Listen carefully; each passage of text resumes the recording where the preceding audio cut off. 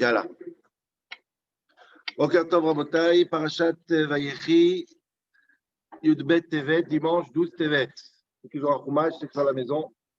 C'est parti. Je voudrais juste dire, parce que comme on est suivi par beaucoup de monde, je veux dire que ce matin, on m'a offert un clic en plastique pour ceux qui ont des lunettes. C'est pas chouette, un truc en plastique, je vous envoie la photo, il y a une société, quelqu'un m'a offert. Ceux qui ont des lunettes, ils n'ont plus de problème grâce à ça. Voilà, un truc en plastique, c'est important pour la buée. Donc, prends roumage, qu'est-ce que tu me regardes? Vayechi Yaakov, Beretz Mitzrayim, 17 Shana. Premier passouk de Vayechi Rabotai, chaque dimanche, un peu, on fait un Ben Ishraï, tranquille, on ne rentre pas dans les piles polies, on laisse ça pour la semaine. Et c'est quand même un beau pirouche. Belle explication pour comprendre le début de la parasha. Oh, Vayechi Yaakov, premier passouk. Yaakov a vécu Beretz Mitzrayim, 17 Shana. Yaakov a vécu en Eretz Mitzrayim 17 ans. Vayehi, Yemei Yaakov, les années de Yaakov. Combien de temps il a vécu? Shnei Chayav, les années de sa vie, c'est combien? Sheva Shanim, Arbaim Omeat Shana, 147 ans, c'est la vie de Yaakov. Ça, c'est le début de la paracha. Donc, le premier pasouk, et c'est ça qu'on va s'arrêter aujourd'hui, ça veut dire que Yaakov, il a vécu en Égypte ses derniers 17 ans en Égypte, 147 ans en tout, ça veut dire 130 ans avant l'Égypte et 17 ans pendant l'Égypte. J'ai fait une option que quand on rentre, le micro, il coupe. A priori, il y en a qui arrivent à surmonter attention, s'il vous plaît. OK, ça c'est le premier passouk. C'est-à-dire, encore une fois, je répète, 130 ans avant l'Égypte, dernière 17 ans dans l'Égypte. C'est ce qui est marqué dans le premier passouk. Moi, je veux juste me poser une question très légère, mais elle doit nous rentrer dans le sujet. Regardez, le premier passouk, il est long. Avant de rentrer dans la question écarie du passouk, remarquez, le premier passouk, il a deux détails. D'abord, que Yaakov, il a vécu 17 ans en Égypte, et ensuite, qu'il a vécu 147 ans. Moi, je pense qu'il faut un kavod spécial. C'est comme ça, c'était chez Abraham, chez Yitzhak, chez Sarah, même chez Ishmaël, chez tous les Havot et pas les Havot. Un passouk qui vient conclure la vie d'une personne mérite un passouk tout seul. Vaïyu Chayei Sarah, Me'ashana, Shivim Shana, Sirim Shana. Ishmaël, c'est comme ça. C'est quand même pas rien. Un passouk qui dit voilà, il a vécu. C'est un sikoum. C'est un résumé de toute la vie. Ça mérite un passouk à part. Et ma question que je pose, j'ai l'impression que tout le monde se la pose dans le Mefarshim sans la dire de manière directe, mais les réponses, ça va répondre à cette question aussi. Mais remarquez que c'est très bizarre. La Torah, elle force à nous raconter deux détails qui n'ont aucun rapport, c'est-à-dire les dernières 17 ans d'un côté en Égypte, qui est un détail très, très important. Parce qu'on sait que nos sages vont dire que ces 17 ans, c'était les plus belles 17 ans de la vie de Yaakov. Mbaya, Koltov. On aurait pu mettre un petit pasouk bête. Vaïou, Yemei Yaakov. Sheva Shanim, Arbaim Shana, ou Me'at Shana. Et non. Ça veut dire que le résumé de la vie de Yaakov est lié directement à quoi? Au fait qu'il était 17 ans en Égypte. Et ça, je veux bien le comprendre aujourd'hui. Parce que résumer la vie de Yaakov à l'Égypte, c'est pas juste. C'est pas juste d'abord dans la marshava, dans la pensée, et c'est pas juste même dans les chiffres. Le Rav Hirsch, on va le voir tout de suite après le Rav Hirsch, il fait remarquer à juste titre que Yaakov, il y a plein d'années où il a influencé l'histoire du peuple juif. C'est-à-dire, il a fait plein de choses. Chaque chose dans la vie de Yaakov, y compris la vanne, les brachot, tout ce qu'il a fait Yaakov, l'ange, Esav, tout ça, ça a une influence directement sur la vie du peuple juif. Les derniers 17 ans de Yaakov, Béhémet, ils n'ont pas changé. Yaakov n'a rien fait de spécial. D'ailleurs, on n'entend rien de ce qu'il a fait 17 ans. Qu'est-ce qu'il a fait pendant 17 ans? Qu'est-ce qu'il a fait? Rien du tout. Il était en Égypte, à Goshen, servi par 3000 serviteurs, gâté par son fils, et c'est où? Il n'y a pas dans la, entre guillemets, carrière de Yaakov, il n'y a rien qui s'est passé les 17 dernières années. Alors vous comprenez que résumer la vie de Yaakov dans ces 17 années, c'est quelque chose qui est très, très, très, très étrange. Bémet étrange. Et en plus, certains Mefarshim pour remarquer aussi, en hébreu, il y a marqué Vayehi. Et il se fut les années, comme en singulier, c'est très bizarre. C'est vraiment un bloc. La vie de Yaakov, c'est ces 17 dernières années. C'est un bémet, c'est dur à comprendre. C'est impossible de comprendre. Et là-bas, alors, comme chaque dimanche, on ramène le Ben Ishraï, qui a un magnifique pirouche au début de de Parashat Vayechi, mais cette semaine, le Ben Ishraï, il ramène quelqu'un qu'on ramène nous souvent, ceux qui nous suivent chaque matin, c'est le Al-Sher. Et cette semaine, le Ben Ishraï dit, il pose une question, il dit regardez le Al-Sher, et il rajoute un petit détail magnifique sur le Al-Sher, donc c'est ça qu'on va faire aujourd'hui. Dit le Al-Sher, je vais lire un petit peu. Chaim Shel Yaakov, la vie de Yaakov s'est partagée en 130 et 17, comme on a dit tout à l'heure. Les 130 premières années, c'était un cauchemar pour Yaakov. Ce n'est pas moi qui le dis, c'est Yaakov lui-même qui le dit. Quand Paro lui demande la semaine dernière dans la paracha, comment vas-tu, vieux monsieur, vieux rabbin, qu'est-ce qu'il dit? 130 ans étaient mes années, mais at veraim, mauvaise, souffrante, c'est insupportable, j'avais 130 années de cauchemar. Dit le Al-Sher de manière en match psychologique. Une personne, sa vie, quand elle est cauchemardesque, si les dernières années de sa vie, elles sont bien, ça va s'appeler que sa vie était bien. Et si le contraire, quelqu'un il a vécu une vie magnifique, et les dernières années sont mauvaises, on va se rappeler des dernières années. D'ailleurs, c'est pour ça, un cas il est malade, souvent la maladie d'Alzheimer, les dernières 10 ans, ou les dernières 5 ans d'une personne. Et là, c'est ce qu'on essaye de ne pas se rappeler de ça, mais c'est l'image qu'on se rappelle, c'est terrible. Dis-le Al-Sher, Al-Zeba Torah Poveida. La Torah nous témoigne ici, juste un détail avant de rentrer dans le cœur du sujet, qui est Vaïchi Yaakov, Flomar, Sheikirou, Shnot Chaim. Quand la Torah dit Vaïchi Yaakov, ça veut dire les meilleures années de Yaakov, ce sont les 17 années. Lo ayurak beretz Mitzrayim, 17 shana, ve'u kidarkam shel bnei adam, ki 1000 shanim yichyeh beshuva v'nachat. Tu peux avoir 1000 ans de kiff, de bien-être. V'acharito mara, et les dernières sont insupportables. Ad yeret beyagon shola, qui va souffrir ces dernières années. Alors kol hayamim harishonim yiplou. Toute ta vie s'appelle une année mauvaise. Excusez-moi, si les dernières années sont bonnes, toute sa vie s'appelle une bonne année. Le contraire, c'est la même chose. Dit le Al-Sher,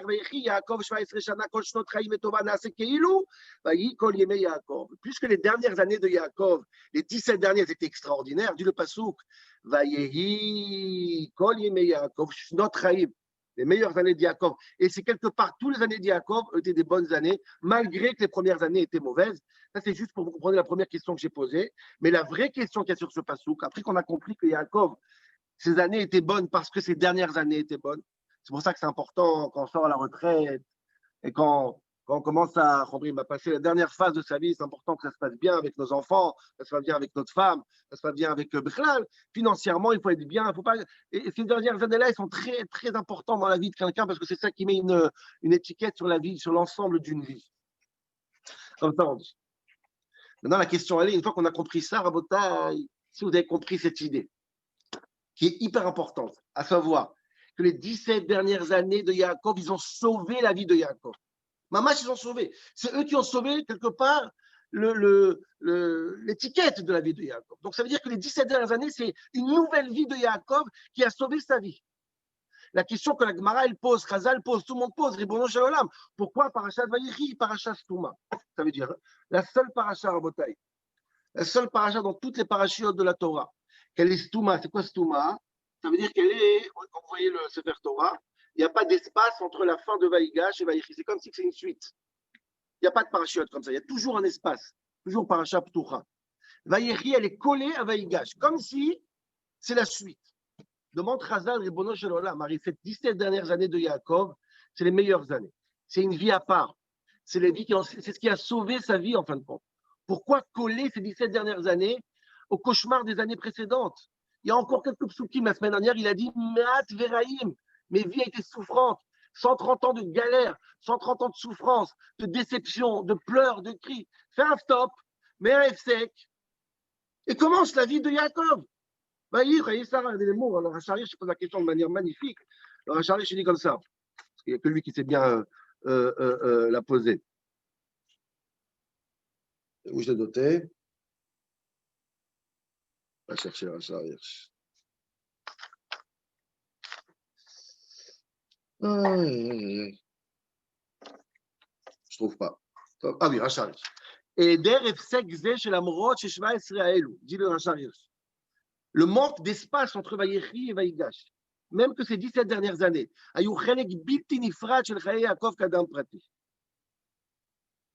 Non, je n'ai pas noté la question, que la réponse. Non, mais en tout cas, vous comprenez qu'il faut faire un FSEC. Rashi ramène ça, tous les Mfarshim ramènent ça. Comment ça se fait que Vaïchi est collé j'ai peut-être fait la copie, je ne sais jamais. Il y a un miracle. Non, je ne sais pas. Non. Mais il lui pose la question de manière magnifique. Rashi répond deux réponses, après on va rentrer au Ben Ishraï et le Al-Sheikh Rabotai. Rashi répond pourquoi Parashat Vaïchi elle est collée à Parashat Vaïgash. Dit Rashi, שכיוון שנפטר יעקב, נסתמו עיניהם וליבם של ישראל מצרת השעבוד שתנו לשעבדם. Pourquoi c'est collé? Parce qu'en vérité, dès que Yaakov a décédé au début de cette paracha, נסתמו עיניהם וליבם של ישראל מצרת השעבוד. C'est là que ça commence la galoute de Mitzrayim. Tout ce qui s'est passé les dernières Shabbatot, ça commence maintenant. Tout ce qu'on a préparé, Yosef, Yaakov, tout ce qu'on a préparé, tout ce qui se passe dans Bereshit, c'est pour arriver à ce moment-là. C'est maintenant que ça va commencer la galoute. C'est pour ça que la paracha est stouma, comme pour dire c'est un événement triste. Ce n'est pas un événement joyeux. Deuxième réponse chez Rashi, juste pour dire Rashi, chez Bikesh, Yaakov, les galotes et taquettes, Benistam Mimeno. Yaakov voulait dire à ses enfants quand est-ce que Mashiach va arriver. On lui a bouché la névoie, encore une fois. C'est pour ça que la paracha est stouma, bouchée comme la névoie de Yaakov qui était bouchée. Bon, c'est des beaux pirouchim qui viennent de Chazal. Mais encore une fois, comprenez que il faut quelque chose de plus. Il faut comprendre Béhémet. La vie de Yaakov, elle se coupe complètement. C'est la première fois que Yaakov, il aura une vie magnifique en Égypte. Une vie pas seulement magnifique, à Goshen, sans aucun... Il ne joue pas un rôle. Vraiment, il ne joue pas un rôle. Il n'a aucun rôle à jouer, à part le rôle d'un père, d'un grand-père. Une vie normale, banale, bien, tellement différente de la vie qui est des 130 ans. On ne peut pas coller on ne peut pas coller les deux, c'est impossible. Ces 17 ans-là, ils ont une vie à part. Ils ne jouent pas de rôle historique à part la vie humaine de Yaakov. Et les 130 ans, c'est les 130 ans que Yaakov est passé de Yaakov à Israël. Yaakov, il a joué un rôle magnifique. Il a créé les 12 Shvatim, il s'est marié avec ses femmes. Donc, comment il n'y a pas de rapport? Bémet, il n'y a pas de rapport. Regardez leur arrière, ceux qui ont à la maison. Bémet, il faut couper les deux. Pourquoi on ne coupe pas les deux? Aujourd'hui, on va voir le Ben Ishraï et le Al-Sheikh HaKadosh qui vont nous dire un magnifique ridouche, et un midrash que je me demande pourquoi je ne le connaissais pas. Un magnifique midrash qui va expliquer comme quoi, Rabotai, les 17 années de Yaakov en Égypte, c'est la suite directe de Shabbat dernier, de la paracha dernière. Pas seulement de la paracha dernière, forcément du pasouk, le dernier pasouk de paracha de Vaïgash, puisque c'est Satoum, puisque ça continue, forcément, il y a une suite. C'est la suite. Oubliez, ce n'est pas une nouvelle paracha. Cette semaine, c'est Vaïgash bis. Zéou. Il n'y a pas de rien, il n'y a pas de... Comme on a 53 semaines, on a dû inventer une paracha qui s'appelle Vaïchi. Mais cette semaine, c'est la suite de Vaïgash. Et c'est ça tout. Regardez Sefer Torah, c'est la suite naturelle. Et je vais vous lire ce qu'il dit le Al-Sheikh HaKadosh. Dit le Al-Sheikh HaKadosh, il dit comme ça. Il y a un klal, il y a une règle dans la Torah, qu'un endroit impur, un endroit qui est impur, il ne peut pas avoir la tzlara, il ne peut pas avoir le succès. Un endroit qui est impur, Dieu ne donne pas de bracha. Si l'endroit il est tamé, si l'endroit il est impur, c'est pas possible qu'il y ait une atzlacha, il n'y a pas de succès possible, c'est impossible. À part, c'est un grand tzaddik, à la fin le Ben Ishraï dit là-bas, et là tu as l'atzlacha partout.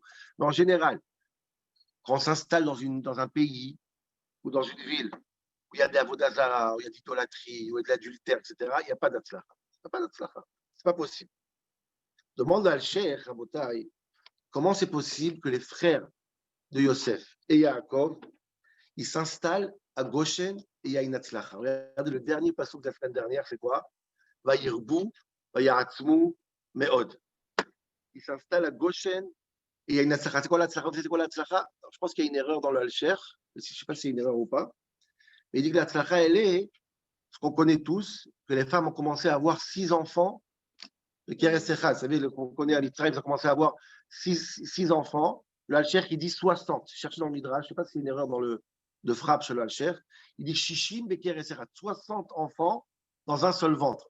Entre guillemets, on a fait un shiur une fois sur ça. On a marqué que les femmes en Égypte, elles ont eu 6 ou 60. Ce n'est pas en une seule fois, il n'y a pas écrit en une seule fois. Il faut savoir.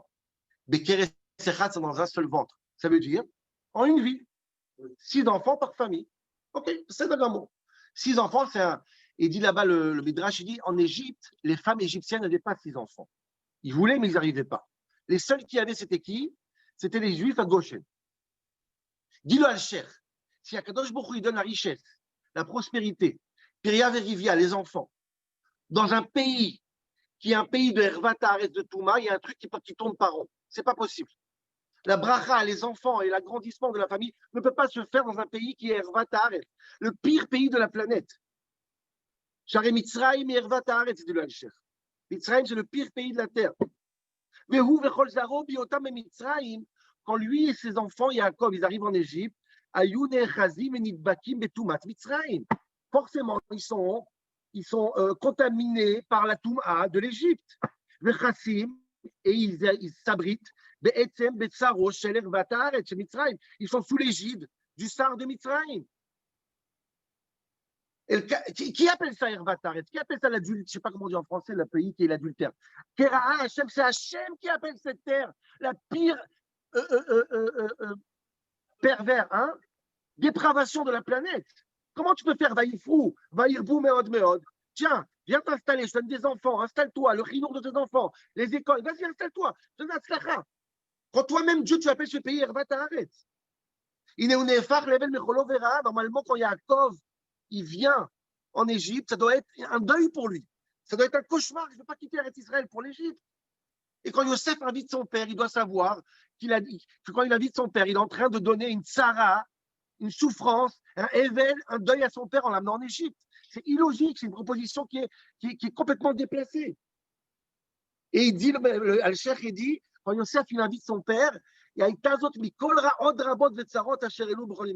la plus mauvaise nouvelle que Yaakov il a reçue. Des 130 pires années de sa vie, les premières, la pire des nouvelles, c'est quoi? C'est quand on l'invite en Égypte.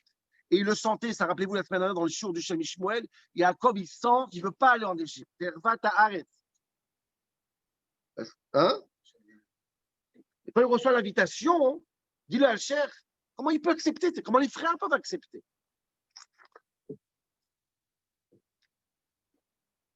Et Lama, et c'est ça qui est magnifique, c'est pour ça que cette paracha-là, elle est collée à la semaine dernière.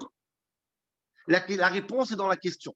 S'il y a marqué Vaïrbou, Vaïatzmou, Bim'od, Meod, le dernier passage de la semaine dernière, s'il y a marqué qu'à Goshen, en Égypte, les Juifs ont prospéré, c'est obligé de dire que quoi? Que Goshen, c'est une terre sainte. Hianoten, dit le Alcher. C'est obligé de dire que Goshen, c'est Eretz HaKodesh. Comment c'est possible? Regardez comment ça va être beau dans le Pshat. Là, Al-Sheikh, il va ramener un Pshat magnifique. Regardez comment le pastou qui va être magnifique pour ceux qui ont un pastou, ceux qui ont un roumage. Et le Ben Israël, il va rajouter encore un chidouche que je ne savais pas du tout sur cette histoire-là. Et ensuite, le Ben Israël va finir avec une fleur, c'est-à-dire un remède dans les mots. Je dis par cœur, après je vais dire dans les mots. Dis le Al-Sheikh HaKadosh. Quand Sarah, la femme d'Abraham, elle a été kidnappée par Paro en Égypte, rappelez-vous, Parashat Lech Lecha. Qu'est-ce qui se passe avec Sarah? Elle a reçu Goshen. Hein? Elle a reçu Goshen. Rabbi Eliezer, il dit quelque chose d'incroyable. Il a promis à Sarah, dans la Ktouba de Sarah, Goshen. Ça, c'est son Nidounia, ça, c'est la Ktouba de Sarah. Maintenant, le problème, c'est quoi? C'est que le mariage n'a pas eu lieu. Le mariage n'a pas eu lieu. Dit le Al-Sheikh, à partir du moment que Sarah elle a fait un kinyan sur la Ktouba, avant qu'il ait tombé malade par eau, de facto, le kinyan de Sarah a fait en sorte que Goshen devient une partie d'une Eretz Saint, Eretz Kdosha. C'est comme ça dit le Al-Sheikh. C'est ça dit le piquet de Rabbi Eliezer. Le Rabbi Ben Israël va rajouter encore un chidouche, et ça je ne savais pas, mais je vais vous dire tout de suite. Et je finis le Al-Sheikh. C'est à peu près ce qui s'est passé avec quand Abraham il a acheté Marat Marpella. Qu'est-ce qui a marqué la première? Il achète, il lui donne gratuit. Et Franck il dit prends, prends. Abraham il dit non, je vais l'acheter. Qu'est-ce qui se passe quand il y a un kinyan? Quand ça dit qu'il achète une terre, elle devient kadosh.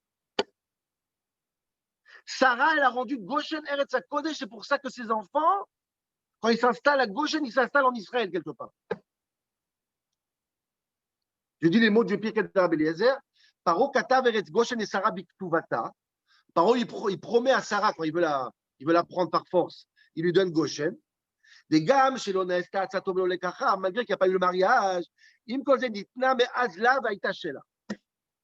à ce moment-là, le statu quo de Goshen, c'est sur le nom de Sarah. Toute l'impureté qu'il y avait sur Goshen. Nistalek mimena vesharta gdusha ba. Et Goshen a reçu une gdusha, al derech ma'amaram, sur le pasuk, Vayakom asadeh, quand Abraham il a acheté Marat Marpella, à l'idée chez Kena'a, Abraham, Kima Italo. L'endroit du Kever, il a eu une gdusha. Veitaron amakom. Valken shalach kazot el aviv. Yosef, il envoie une invitation à son père, il dit, papa, regardez ce qu'il dit là, Al-Sher. Regardez le dernier passouk de la semaine dernière, d'après le Al-Sher. Dernier passouk de la semaine dernière. Yeshev Israël, Beretz Mitzrayim, Beretz Goshen. Israël, ça veut dire Yaakov et ses enfants, ils s'installent à Goshen. Dit le Al-Sher, regardez les mots. Ba. Ils ont attrapé cette terre. Dit le Al-Sher, c'est quoi attraper? Attraper, c'est pas quelqu'un qui s'installe temporairement et n'attrape pas une terre. Une terre qui est à eux, elle est attrapée. Il y a une achiza, shnaim ochazim batalit, la Gemara elle dit. Quand tu es au reste dans quelque chose, il est à toi beaucoup plus fort que le fait que tu es techniquement ici temporaire. Et ça, c'est grâce à qui? Grâce à Sarah. C'est pour ça que la Torah, elle finit. Va yirbu, va yifru mead.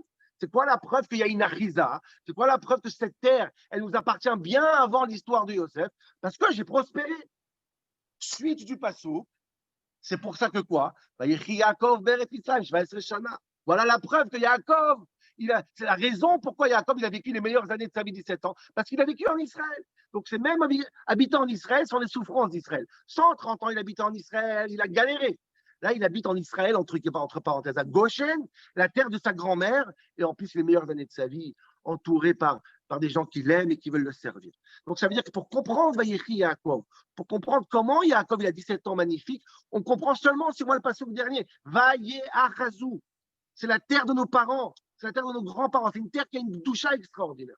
Et c'est pour ça que les deux psukim sont collés. Viens le Ben Israël Rabotai, et il nous reste 7 minutes. Ben Israël rajoute un chidouche, peut-être certains d'entre vous le savez, moi je ne savais pas. Ben Israël il fait quelque chose que je ne savais pas. Écoutez-moi bien. Sarah, elle a été prise par Paro. La chronologue. Elle a été prise encore par qui? Avimelech. Quand elle a été prise par Avimelech, elle a été relâchée de la même manière qu'elle a été relâchée par Paro. Quelle différence entre les deux? Ce que moi je pensais en tout cas, dans le chat, c'est comme ça. C'est que chez Sarah et Paro, écoutez bien la différence. Quand Paro il a pris Sarah, qui a reçu les cadeaux? Abraham. De manière générale, c'est Abraham. Je n'ai pas les psukim ici. Il a enrichi Abraham. Et le Midrash, il dit qu'il a dit à Sarah aussi, prends Goshen, ce qu'il a dit le Al-Sher. Mais dans le Pshat, c'est surtout Abraham qui s'est enrichi. Chez Avimelech, quand Avimelech il a pris Sarah, il l'a relâché, il a aussi donné d'argent à Sarah et à Abraham. Comme Chanel, il a donné, ce n'est pas la question. Mais il y a une chose de plus qu'il a donné à Sarah, qu'il n'a pas donné que Paro n'a pas donné. C'est quoi? Chez Paro, il a donné surtout de l'argent. Chez Avimelech, il a donné de l'argent, du bétail, et il lui a dit, prends une terre qui est la tienne et installe-toi comme tu veux. Mamash Goshen. Chez Avimelech, pas chez Paro. C'est très intéressant ça. Ou les Sarah Amar, c'est pas les psukim. Vaïkach Avimelech, Tzon ou Bakar, Vavadim ou Shvachot, Vaïten Abraham. Donc comme Paro, il a donné à Abraham. Vayashev lo et Sarah ishto, il a rendu Sarah. Vayomer Avimelech. Ine artsi lefanecha. Voilà ma terre, prends-la. Mais ça, c'était Avimelech. Avimelech, il n'est pas en Égypte. Avimelech, il est en Israël. Dit le Ben Israël, un chidouche extraordinaire. Et il fait que je ne sais pas d'où il prend ça. Mais il dit le même Hine artsi kach valech, la même terre qu'Avimelech, il donne à Sarah et à Abraham. Paro, il a fait la même chose. Ce n'est pas écrit dans le passou. Mais clairement, il y a écrit qu'Avimelech, il a donné une terre à Abraham. Il faut extrapoler aussi, Paro aussi, Kaniré, sûrement. Il a clairement donné une terre à Abraham, et c'est ça, c'est Goshen. Donc, ce n'est pas seulement la Ketouba de Sarah, c'est le cadeau qu'il donne à Abraham. Donc, imaginez-vous, c'est le cadeau de mariage de Sarah, et c'est une Yerusha qu'il donne à Abraham. Et dit le Ben Ishraï, donc nous, on prend cette terre, Betorat Yerusha, Mamash. On est des héritiers de cette terre. Pourquoi? Regardez le Ben Ishraï, on n'a pas le temps, il dit là-bas qu'il y a 3 raisons pour regarder cette terre. D'abord parce qu'il lui a fait honte, en plus parce qu'il y avait un lâche, tout le monde disait sur Sarah que on ne sait pas ce qui s'est passé avec Avimelech. Il y a 3 raisons là-bas, mais globalement, clairement, il y a écrit dans le passage, quand je dis le Chidouche du Ben Ishraï, ça veut dire quoi? C'est qu'il n'y a pas écrit chez Paro qu'il a donné une terre. Il y a écrit que chez Avimelech. Dit le Ben Ishraï, je suis sûr et certain que cette même terre, Paro aussi l'a donnée. Il n'y a pas écrit, mais Paro il l'a donné. C'est audacieux. Je vais lire dans les mots du Ben Ishraï rapidement pour finir. Nimtza, dit le Ben Ishraï, milvad amamon shenatano, ou tzrach la'aktot no chelek tov be'artso. Il y a une règle. Quand tu prends une femme qui n'est pas la tienne, tu donnes de l'argent pour les indemnités et tu donnes une terre. Valken gam paro. Je vous mets au défi de trouver comment, d'où il a pris ça le Ben Ishraï. Si c'est le Midrash, c'est le Midrash. Le Ben Ishraï ne va pas le Midrash. Le Midrash, c'est autre chose. Le Midrash, dans le Pshat, on voit qu'Avimelech, dans le Pshat, il donne un morceau de terre. Et Paro aussi, dans le Pshat, il va donner un morceau de terre. Il trahit Vekar la tête, là, Mamon, ou Meitav Artso, Bavour, Tamim, Maniskirma. Je suis sûr, dit le Ben Ishraï, que Sarah aussi, elle a reçu un morceau de terre. Qu'Abraham aussi, a reçu un morceau de terre. Mais la reine Sharta Ruach HaKodesh. Et c'est pour ça, dit le Ben Ishraï, que quand les enfants ils s'installent Mitorat Yerusha. Et il finit le Ben Ishraï. Et dans nos parages, quand le dernier passouk de Vaïgash, quand Israël s'installe en Eretz Mitzrayim, là-bas, c'est vrai qu'il s'installe en Égypte, à Goshen. Qu'est-ce qu'il y a à Goshen?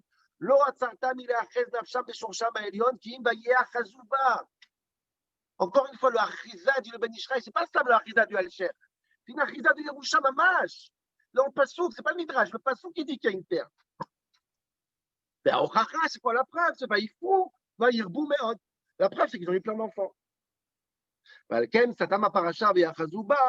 Et la suite évidente, quand tu as une terre qui est celle de ton grand-père, Yaakov, dit le Ben Ishraï, Yaakov, Shnei Chayav, Shnot Chaim, la vie, Shnot Chaim, c'est une vie bien, une vie saine, une vie magnifique, c'est celle de Yaakov. Donc, ce qui a permis à Yaakov de vivre ces dernières années, c'est Sarah Imen. Regardez la force d'une grand-mère. Sarah Imen, on avait fait un show du Sémishmoy, rappelez-vous. Qu'est-ce qui s'est passé avec Sarah là-bas? Pourquoi elle a accepté d'aller chez Paro? Mais encore une conséquence de cette acceptation, c'est quoi? C'est que, en fin de compte, les plus belles années de Yaakov, comment une mère, elle pense à son petit-fils, c'est Dafka en Eretz Mitzrayim. Dernier remède du Ben Ishraï pour aujourd'hui, très intéressant. Vous allez voir dans les mots, juste vous dire entre parenthèses que Torah Chassidout, elle nous dit énormément qu'effectivement, les plus belles années de quelqu'un, c'est toujours quand il y a un travail en Égypte. C'est-à-dire que c'est vrai que étudier dans le Beth Midrash, être fermé dans une ville religieuse et dans la choule, c'est très très bien. Mais on voit clairement chez Yaakov que les plus belles années de Yaakov, c'est Dafka dans Mitzrayim. Des fois, le travail d'aller dans les endroits les plus impurs, et créer ce qu'on appelle le Bet Rabat, c'est-à-dire créer des endroits de Kedoshim, dans les endroits ça c'est les plus belles années de Yaakov, comme ça écrire en facile. Et dit le Ben Ishraï, on finit par ça aujourd'hui, parce que chaque dimanche c'est Ben Ishraï. Ben Ishraï c'est tellement dans les mots. Beremez le Ben Ishraï, Vayachazu, Goshen, Otiyot Avraham. Écoutez bien ce que je vous dis, si vous avez un fromage ou un stylo, vous allez comprendre. Dit le Ben Ishraï, c'est quoi la preuve de tout ce que je dis? C'est que Goshen, il y a marqué qu'ils ont attrapé Goshen. Qui a attrapé Goshen? D'après ce qu'on a appris aujourd'hui, c'est Abraham. Abraham, il attrape Goshen. Dis le Ben Ishraï, regardez comment c'est beau. Le mot Abraham, il attrape le mot Goshen. Pourquoi? Les premières lettres d'Abraham, chaque mot d'Abraham, c'est le mot qui est avant Goshen. Je vous explique. Si vous écrivez Goshen sur votre papier, Gimel, Vav, Shin, Nun. Maintenant, Abraham, il attrape. On commence. Goshen, c'est 4 lettres. Abraham, c'est 5 lettres. Donc, Aleph, Bet d'Abraham, Gimel de Goshen. Oui ou non? Oui ou non? Donc, Reish d'Abraham. Après Reish, il y a quoi? Shin de Goshen. Hey d'Abraham, après, c'est quoi? Vav. Vav de Goshen. Et même d'Abraham, après, même, c'est quoi? Nun. De Goshen. Abraham, il attrape Goshen, dit le Ben Ishraï. Il attrape parce que les mots, les lettres d'après Abraham, c'est Goshen. Donc, il attrape Goshen. Vayeachazou. C'est quoi la achiza? Pas seulement c'est une achiza betorat, Yerusha, comme il dit le Ben Ishraï. Pas seulement achiza parce que la ktuva de Sarah. Pachout, Abraham, il a attrapé les mots Goshen et il s'est collé au mot Goshen. Et Abraham et Goshen sont collés. C'est tellement évident tout ça qu'on peut comprendre pourquoi Parashat Vayechi, Parashat Stouma. C'est quoi une parashat Stouma? C'est pas triste comme Rachid dit, au contraire, c'est une conséquence directe, évidente, logique et textuelle de ce qui s'est passé la semaine dernière dans le dernier passage de Parashat Vaïgash. Voilà, Rabotai. Très beau, très très beau. Il a fait merde. יפה מאוד. Super. Beau début de semaine. Hein. Bravo. Merci beaucoup, Rav Shmuel. Très beau. עוד קשות. Super.